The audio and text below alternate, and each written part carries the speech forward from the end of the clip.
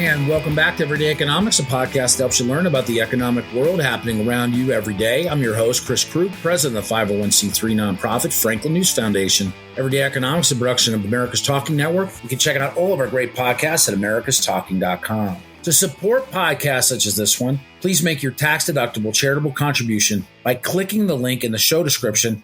We are recording this episode on Tuesday, January 17th, and joining me is my friend, my colleague, and my style guru, Dr. Orphe Divounguy, the PhD economist, who's looking pretty terrific in his plaid outfit today. Holy plaid. I had no idea I was your style guru. I try to follow you, man. I follow your lead. It's like hanging out with Pierre Cardin. I mean, Pierre Cardin knew anything about economics. Boy, I'll tell you. So, hey, we wanted to talk about the U.S. debt limit. And again, we're taping this on Tuesday. You might be hearing this by the time that this takes place. But the U.S. will hit its debt limit on Thursday. And yes, we do have one. It seems like we can just spend and spend and spend. But no, there's a debt limit. Treasury Secretary Janet Yellen, who hasn't exactly had, I think, the strongest grip among people who have held the seat that she holds, is saying that we got to do something about this, Congress. What is going on with regard to the debt limit? What do people need to know? First things first, the debt limit is, we got to define it. It's the total amount of money. It's like the cap on the amount of money the federal government is authorized to borrow to fulfill its financial obligations. The United States runs budget deficits, right? So it means it spends more than it brings in taxes and other revenue, right? So we know that. And a lot of times people and some politicians will scream, oh, no, we shouldn't be lifting the debt limit. We should not authorize any new spending, blah, blah, blah. But the truth is, this is not authorizing new spending. It's paying off what we've already spent. And so messing around with the debt limit under the pretext that we don't want to authorize new spending doesn't make much sense. That's not the way to do it. But Orphe, I mean, the debt limit, as Congress decided in December 2021, is $31.4 trillion. It's a boatload of money. Actually, I don't know if you could take 31.4 trillion $1 bills and fit them onto an ocean liner. That's right. It's money we've already spent, right?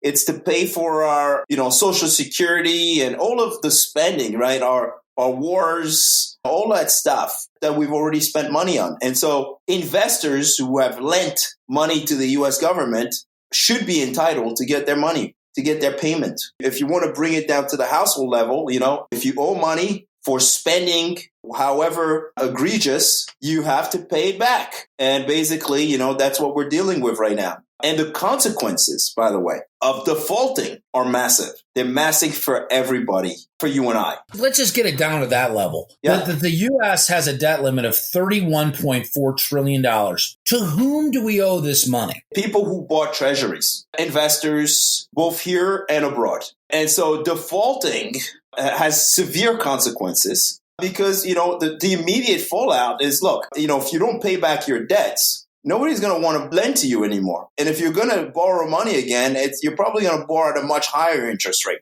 And so what we're probably going to see is this massive bond market sell-off that's going to result in yields, interest rates increasing tremendously. The cost of borrowing will go up. If you're complaining about interest rates rising already right now in the current environment, just imagine what would happen if interest rates continue to increase further. It would squeeze households. It would squeeze businesses. There was a recent study last year by Moody's Analytics that showed GDP would fall by almost 4%.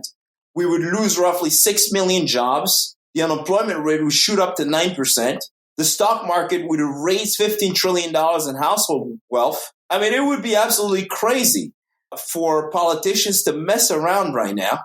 Especially right now where the economy seems to be weakening, inflation's coming down, we may still have a chance for soft landing or maybe even just like a mild recession, everybody's saying out there. Playing around with the debt limit is no joke. If this thing were to come to pass and the U.S. defaulted, we could be in for a lot of trouble not just for the politicians who are playing a game of chicken in Washington, but for everybody. So I would absolutely urge Congress not to mess around with the debt ceiling. And by that, you mean what?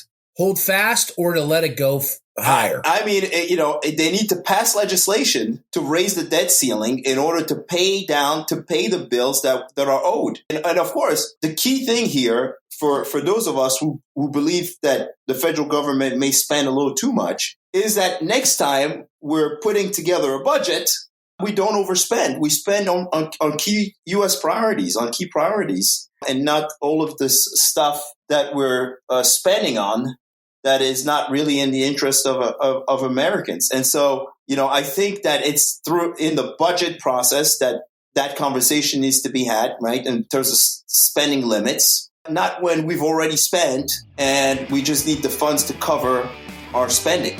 I wish somebody other than me would listen to you. Honest to goodness. I mean, that's so sensible. Don't spend more than you can afford to spend. Gee whiz. For Orphe Divounguy, this has been Chris Krug. Subscribe to Everyday Economics and dozens of other quality podcasts at americastalking.com.